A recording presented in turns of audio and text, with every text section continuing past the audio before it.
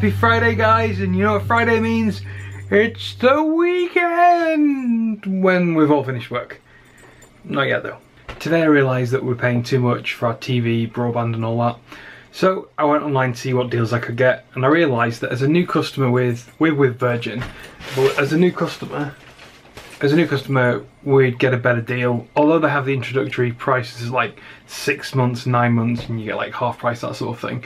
Even after that rate, it was still £10 a month cheaper, and they had a better router, and they had, what else was it? Oh yeah, faster download speeds, by about 30% faster on paper.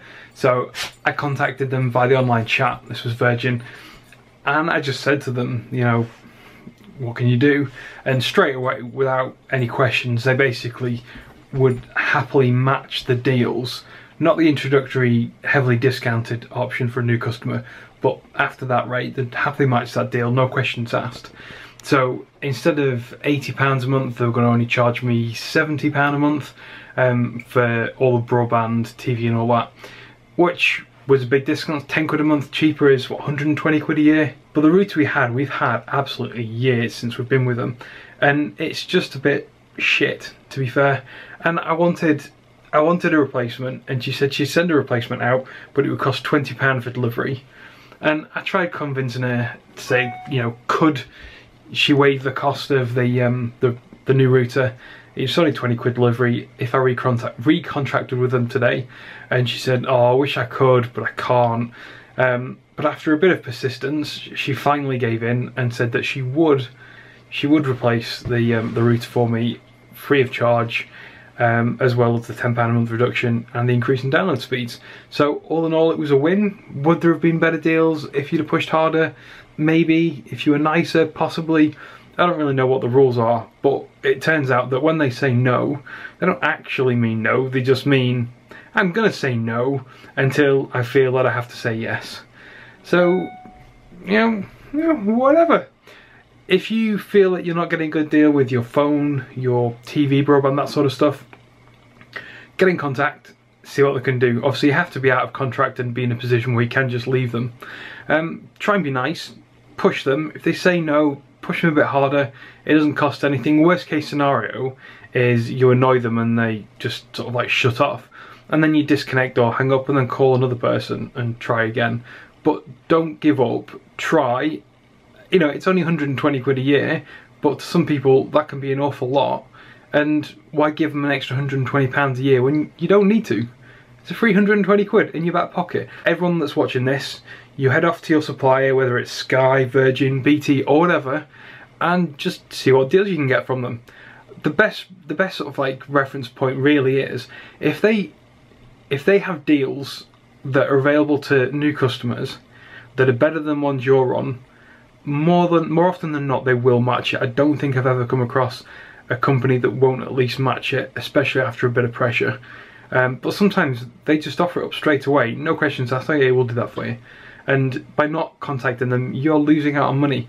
And nowadays with the online web chat, it means it's quite anonymous. So if you're not really confident with speaking to someone on the phone and feel a bit awkward, do it via chat. It's a lot easier, and it means that you can be doing it while you're doing something else, and you still get the same outcome. So go on, when you finish this video, go and see what you guys can do. Jen made it home, and we're going straight out for dinner. Yes, we're being super healthy and walking to dinner. I'm really proud of us for walking now, even though it's raining a little bit. It's not raining enough to put us off. We're going to the pub, we're going to have some dinner, we're going to have a drink, and then we're going to be super healthy after having our pub dinner and walk back. We were going to drive, it was raining. I was thinking maybe we should drive, but nah, I thought it doesn't matter if we get a bit wet, and it's actually stopped raining now, yeah, which is a bonus. There's an awful lot of cars on the road. An awful lot of cars. I hate this time of year when it's wet and miserable and gets so dark. We've just walked down a bit of path, which I can't show you anymore because we passed it, but it was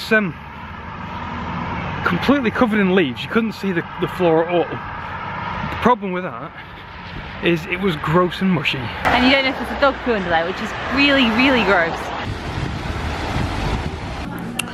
we made it to the pub and I got myself a kiwi and lime cider, which is super tasty. It's a bit sweet though. And Jen got, what did you get? A cloudy pear. I'm not sure, it was made by somebody on here. Cloudy pear by Falconsons, which is really good. It's probably very, very sweet, but it actually tastes like real pears as opposed to pear flavouring. It's pretty cool. You know, one of the biggest problems with eating so much and then having to walk home is it's so uncomfortable. My belly is so bloated. I can barely stand up straight. I didn't even eat that much. I think it was the pint of cider I had. It was so fizzy, it just kind of like doubled my belly in size. I had a quarter of a chicken and a very small portion of chips, and I didn't eat my sweet corn. So it wasn't really that much food. It was tasty and it was a good amount of food, but I'm not overly full now. Now, I'm a bit concerned though, because we're walking down the road and some idiots on the non-bonfire night are setting off bloody fireworks, and I can only imagine what our dog is like, probably cowering in the corner or running around yapping and crying because someone couldn't have their day yesterday or couldn't go to a bloody bonfire, you know, a scheduled bonfire night with other people. They had to have their own. And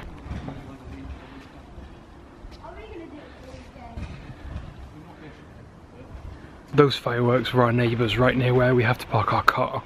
And I remember last year getting back to our car and there was like a rocket firework on the roof and a couple scattered around that clearly hit our car because they couldn't be arsed going to a bloody fireworks show. We're at it again this year. Okay, so there's fireworks going off yet again. We just got back to the house and I will show you what we were greeted with when we got back. So this is where a cat flap was.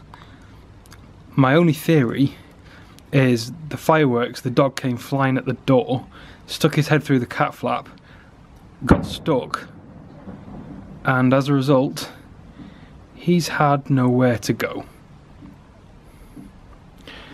So as you can see from inside, we have bits of door and cat flap absolutely everywhere. What do I do now? How am I supposed to get a door fixed this time? It's like 8 o'clock at night. I hope you're feeling sorry for yourself, Shep. He's terrified. For the night, guys, we had to resort to taping a plastic bag over the entrance to the hole that the dog made. To replace that plastic bag over the hole. But I'm not sure that he actually got caught anymore. I think what might have happened is he might have tried to get out of the house and tried to chew his way by the cat flap. The reason why I think this is when he runs out in the garden and he's a bit worked up, he jumps up at a fence and gnaws on the fence, and I think it's done a similar sort of thing and he's tried chewing away, because when I had a closer look it looked like the teeth marks and there was a bit of blood on a couple of bits of the cat flap that had come off, and on his gum, I think it was, around his teeth, there was a couple of cuts.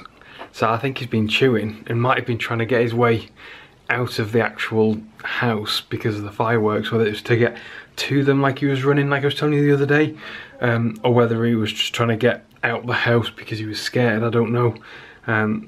But it's not really been like this, but this is the worst he's ever been. So we've had to have a look online to see if there's any sort of dog tranquilizers, I guess, is the appropriate term there. Yeah, see if there's some sort of dog tranquilizers we can get from the local pet store, just to calm him down a bit for the next couple of nights. I think tomorrow, Saturday, is going to be terrible for him. There's going to be an awful lot, I think, this weekend. So tomorrow we were supposed to be going to see our parents. That was the plan that we had made. But after this, I'm going to have to go to the shop tomorrow to see if I can buy a replacement panel for the door and go to the vets to see if we can get the stuff. And if not, I'm going to have to employ a temporary fix until I can buy a panel to replace the panel. Either way, it's a ball ache and the dog is an idiot and I hate him right now. He is quite literally in the doghouse. He keeps looking at me with his puppy dog eyes. But on that note, it is about midnight. I am very, very, very tired. I am very annoyed and I just want to go to sleep. So I'm off to bed. I will see you tomorrow, where I will most likely take you on my little trip to see if I can get all this crap to fix the door and to fix the dog a little bit. So good night, guys. We'll see you tomorrow. How cool are these? I mean, they're not the fancy glittery ones that they normally do at Christmas time, which I think are pretty nice. They look good, but they don't taste quite as good as they look. I mean, they're tasty, but they're not that good. These ones are called Midnight Forest flavour,